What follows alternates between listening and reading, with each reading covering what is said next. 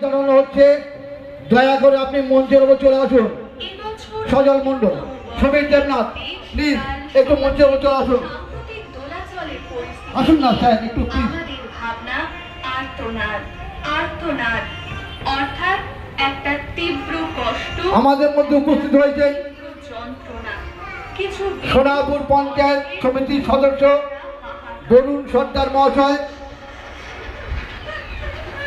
আমরা এবং উপস্থিত হয়েছে খেয়াদা ২ নম্বর পঞ্চায়েত সমিতির সদস্য সজল মণ্ডল মহাশয় এবং আমাদের মধ্যে উপস্থিত হয়েছেন বিশিষ্ট সমাজসেবী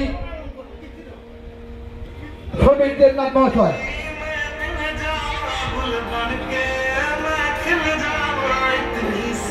হ্যালো, মহিলারা সব এখানে চলে আসুন। আমরা প্রথমে